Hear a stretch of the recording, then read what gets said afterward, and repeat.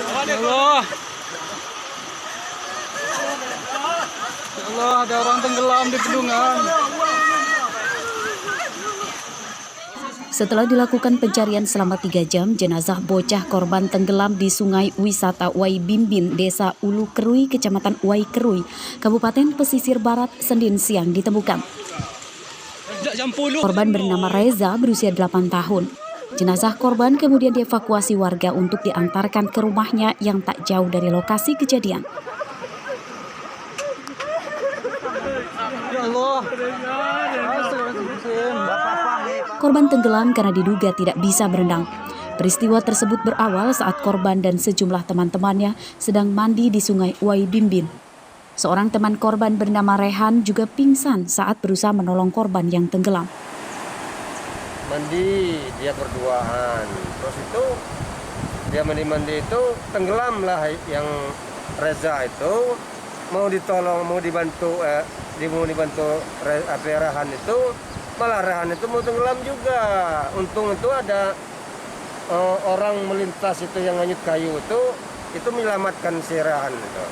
Jadi kondisi Rehan ini pas diselamatkan warga itu Pak, dia kondisinya pingsan ya? Pingsan juga, gak sadar juga dia. Sungai Wai Bimbin memiliki air yang jernih sehingga memancing pengunjung tempat wisata ini untuk mandi. Untuk mencegah kejadian serupa, pamong desa mengimbau kepada wisatawan agar mengawasi putra-putrinya saat mandi di Sungai Wai Bimbin karena ada beberapa titik terdapat sungai yang dalam meski ada di pinggir. Rosandi melaporkan dari pesisir barat.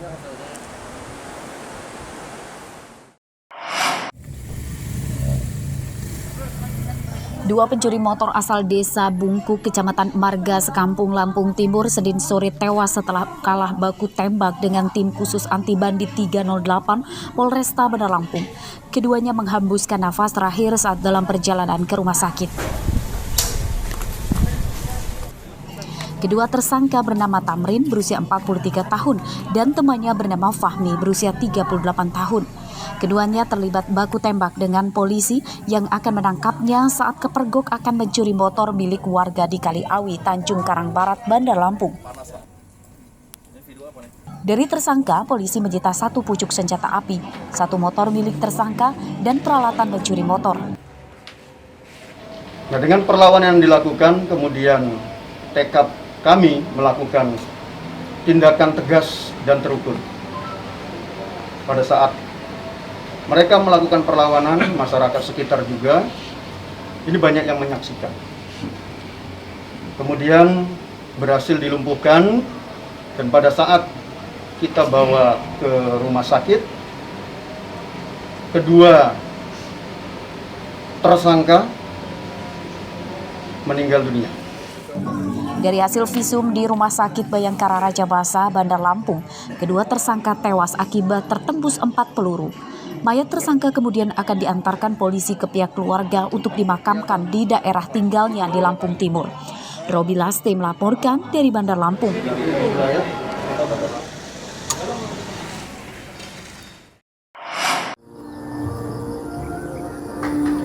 Kemunculan seekor beruang hitam terekam kamera warga saat sedang memperbaiki lampu jalan di Desa Mulang Maya, Lampung Utara, Senin siang. Menang. Terlihat beruang itu berjalan cepat melintasi kebun singkong milik warga dan menghilang di dalam kebun sawit yang berbatasan langsung dengan jalan poros desa. Menang. Nah, itu dia. Malah motor. Setelah beruang pergi, warga baru berani mendekat ke sekitar lokasi dan melihat bekas tapak kakinya. Menurut warga, kemunculan beruang itu sudah yang keempat kalinya dalam sebulan. Gede kayak kaki orang. Jadi beruang itu lewat dari sini. Ya kebetulan aja yang bagusnya lagi di atas tiang itu kan. Ya langsung aja lah pas masuk kebun sawit ini ke belakang rumah orang itu, hilangnya dari situ hilangnya. Udah berapa kali bang? Udah 3 kali 4 kali ini dia lewat sini. Besarnya semana bang? Besarnya segini lah besarnya, kayak anak sapi gitu. Oh itu ya? Besarnya ya. Warga mengaku khawatir sebab beruang yang diperkirakan sudah dewasa berukuran tinggi sekitar 1,5 meter itu muncul di kebun warga yang berdekatan dengan pemukiman penduduk.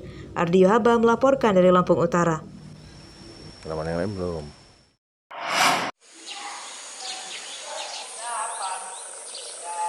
Pelaksanaan uji coba pembelajaran tatap muka pada Senin pagi di SMP Negeri 1 Atap 2 Lumbok Semidung yang terletak di Desa Ujung Rembun, Lampung Barat sekilas tampak normal. Namun siapa sangka, dampak jalan rusak murid SMP Negeri 1 Atap 2 Lumbok Semidung hanya 14 orang yang terdiri dari kelas 7, 8, dan 9. Sekolah ini kekurangan murid akibat minimnya fasilitas sarana dan prasarana. Sekolah ini hanya memiliki 3 ruang kelas dan 1 ruangan untuk kantor guru. Gurunya pun hanya 4 orang, 3 PNS dan 1 guru berstatus honorer. Saat dimulainya uji coba pembelajaran tatap muka secara terbatas, para pelajar di sekolah ini masuk penuh selama 6 hari, mulai dari Senin sampai dengan Sabtu. Jumlah pelajar yang belajar tatap muka tidak perlu dibagi sesi, sebab jumlahnya sudah sedikit.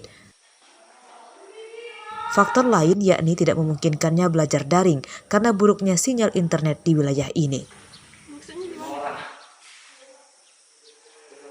Ini ada guru IPS, matematika, sama bahasa Indonesia. Itu yang PNS-nya. Iya. Nah, ditambah guru honor 1 penjas. Artinya masih ada kekurangan 7 atau 8 guru. Ya. Kemudian yang ketiga ya pasti jaringan di sini susah. Jaringan seluler susah, itu internet juga susah. Yang walaupun ada tapi ya nggak selalu ada. Kadang ada, kadang hilang gitu. Nggak normal, terus nggak kurang stabil lah gitu. Selain meminta adanya sinyal internet, siswa di sekolah ini juga berharap adanya tambahan buku pelajaran bagi mereka. Terus harapan kamu apa? Kamu pengennya gimana sama teman-teman? Bukunya banyak. Buku. Selain buku? Gurunya ditambah. Jaringan internet? Ya. Butuh?